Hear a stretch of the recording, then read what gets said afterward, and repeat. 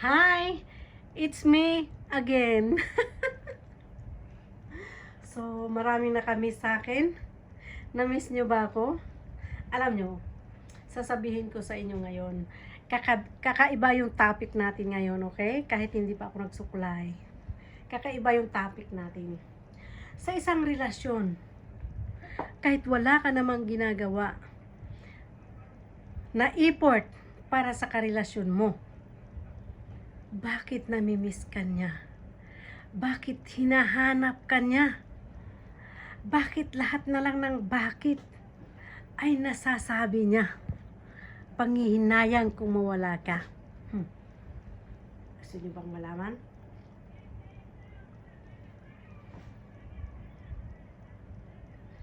Una, magpakatotoo ka sa sarili mo. Yun lang ang hinahanap ng isang lalaki at isang babae. Yung magpakatotoo ka sa relasyon ninyo. Maging honest kayo sa isa't isa. Okay? Pag ganyan, ang pag-uugali mo, nakitaan ka ng isang babae o lalaki sa ganyan, hindi ka hayaang mawala sa kanya. Ang sarap pakinggan, ano? Pangalawa, magpakatotoo ka pagdating sa kama. Yung hindi ka nauutusan na gawin mo yan. Yung kusa mo na lang gagawin ang lahat-lahat para lang mapaligaya ang kapareha mo. Yung paglapat ng inyong labi ay mainit yung mararamdaman mo. Yung pag-hug mo sa kanya na para bang naiipit ang kaluluwa mo. Ang lupit. At pagdating sa part na yon, yung mapapadilat at mapapawaw at mapapahampas ang kapareha mo. Doon lang sa gagawin mong yan, ang kapareha mo ay nangingiti kahit mag-isa.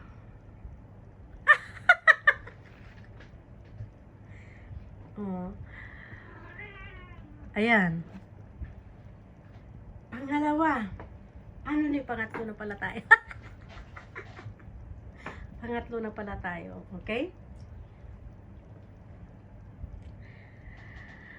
Hayaan mong gawin pagkatapos ng inyong SAX ay operan mo siya ng magandang kape. Kala mo ano, no? Kape lang pa. Para mainitan yung nangangalay na mga kalamnan. Lalo pa pag senior na yung kapareha. Single dad na yung kapareha niya. Sabay kiss ng malagkit na kiss na may kahalong malagkit na tingin. Oh, basher ko dyan, ha? So, ayan. Para hindi kayo maiwanan at hindi, kahit wala kayong ginagawang effort, sigurado ako, hindi kayo iiwan. Hindi kayo hayaang mawala sa buhay ng isang babae at isang lalaki. Kahit ilan mang babae ang makilala niya o lalaki ang makilala niya, walang katumbas, walang kapareha ang ginawa mo sa kanya. Ha? So, ayan ha. Sana kapulutan nyo ng aral yan. May aral ba doon? Mukhang kalibugan lang yun eh. So, ayan.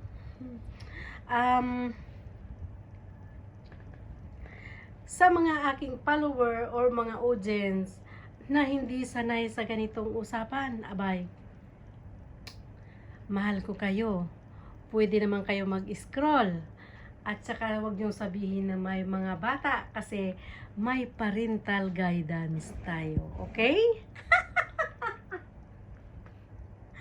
So, sino pa dyan ang hindi pa nag-follow sa akin? Ay, may mga mag-follow na. Para mainitan yung lalamunan nyo. At para din mainitan ang nag-iinit ninyo. Labi na matagal nang nanlalamig.